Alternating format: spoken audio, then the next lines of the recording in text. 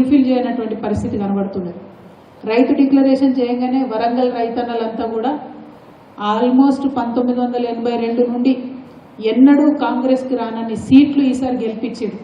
12 సీట్లు ఉంటే 10 సీట్లు కాంగ్రెస్ ఎమ్మెల్యేలని గెలిపించి వరంగల్ రైతన్నలందరూ కూడా కాంగ్రెస్ పార్టీని నమ్మి ఓట్లు వేసారు.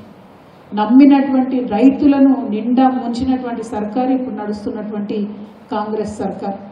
ఇవాళ రాహుల్ గాంధీ గారిని మేము ఛాలెంజ్ చేస్తూ ఉన్నాం, రేవంత్ రెడ్డి గారిని మేము అడుగుతూ ఉన్నాం.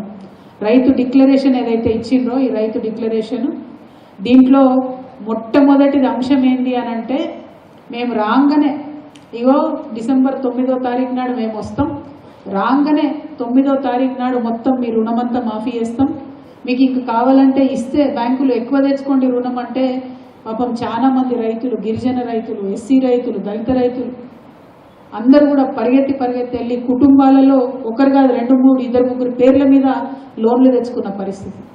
తీరా చూస్తే మొన్నటిదాకా సాగదీసి తెలంగాణలో ఉన్న అన్ని దేవుళ్ళ మీద ఒట్టు పెట్టి 50% కూడా రుణమాఫీ చేయనటువంటి పరిస్థితి ఇవాళ కాంగ్రెస్ ప్రభుత్వం తీసుకొచ్చింది. దాంతో నష్టం ఎవరికి జరిగింది? అంతకుముందు కాంగ్రెస్ పార్టీ ఇట్లా నమ్మించకపోతే రైతుల్ని కేవలం ఒక ఇంటి పెద్ద మీద 2 లక్షల రూపాయలు రుణం ఉండే. కానీ వాళ్ళు ఏమన్నారు, 9వ తారీఖు రాగానే ఉన్న మాఫీ అంతా చేస్తాం, రుణమాఫీ ప్రతి ఒక్కరికి చేస్తామంటే ఇంట్లో ఉన్న 3 ఉంటే వాళ్ళ 3 పేరు మీద కూడా లోన్లు తెచ్చుకున్నటువంటి పరిస్థితి. అంటే కుటుంబానికి 6-7 లక్షల రూపాయలు అప్పున్న పరిస్థితి. మరీ ముఖ్యంగా గిరిజన కుటుంబాల్లో మహబాద్ జిల్లాలో, ఉమ్మడి వరంగల్లో మహబాద్లో చాలా మంది వచ్చి గోడు వెళ్ళబోసుకున్నారు. వాళ్ళని నమ్మినాం, ఇంట్లో ఉన్న వాళ్ళందరి పేరు మీద లోన్ తీసుకున్నాం, ఇవాళ మా పరిస్థితి ఏందని చెప్పి ఘోరంగా ఏడుస్తున్నటువంటి పరిస్థితి ఉన్నది. వాళ్ళందరినీ పక్కకు పెట్టిన వాళ్ళని ఎవరిని మాట్లాడతలేరు. చేసిన రుణమాఫీ కూడా కనీసం సగం మందికి రాకుండా రుణమాఫీ చేయడం జరిగింది.